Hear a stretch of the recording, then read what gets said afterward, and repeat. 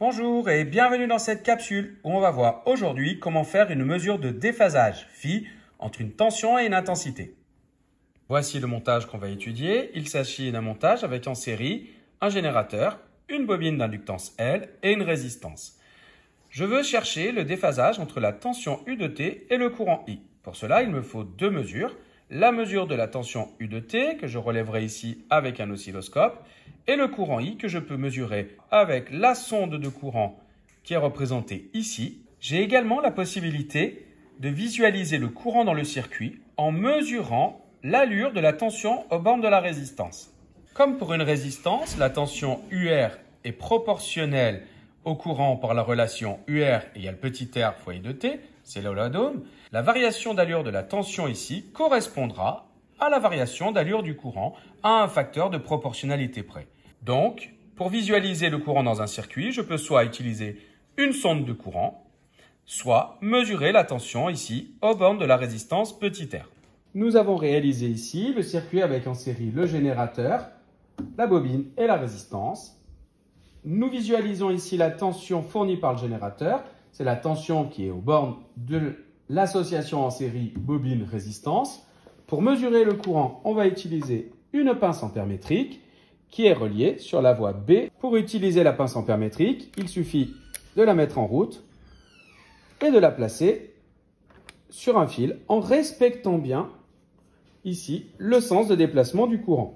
Une fois que la pince est branchée, en la clipant ici sur le bon fil et dans le bon sens, on va pouvoir régler l'oscilloscope. Là encore une fois, pour simplifier les choses, je vous conseille d'utiliser la fonction de réglage automatique qui se trouve ici. Si le courant que vous souhaitez mesurer est trop faible, comme c'est le cas ici, je vous conseille, au niveau de la pince, ici, de réaliser plusieurs boucles. Vous ouvrez la pince et en réalisant par exemple 4 boucles, cela revient à multiplier la valeur de l'intensité du courant mesuré par la pince par 4. Désormais, si on regarde le signal à l'oscilloscope, on voit un signal avec une plus grande amplitude. On a donc une meilleure sensibilité. On a amélioré la qualité de la mesure. On va maintenant chercher à mesurer le déphasage entre la tension ici affichée en jaune et le courant ici en bleu. La première chose à faire, c'est de caler les deux signaux pour qu'ils soient centrés au centre de l'écran ici. Pour cela, vous avez les boutons position que vous pouvez tourner ici en amenant le premier ici au centre de l'écran et en jouant sur le deuxième curseur ici, vous allez pouvoir centrer les deux signaux sur le 0 ici. Le déphasage entre les deux signaux se trouve ici.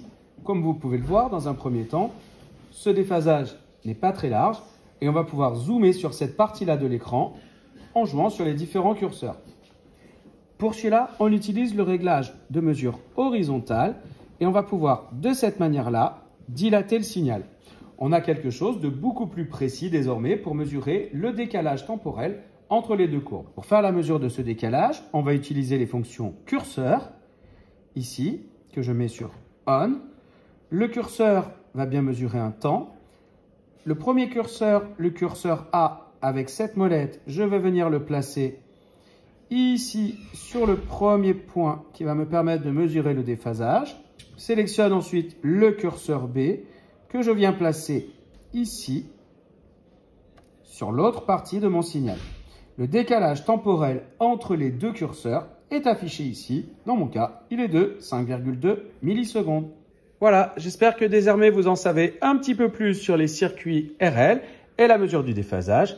Et moi, il ne me reste plus qu'à vous dire à plus en TP.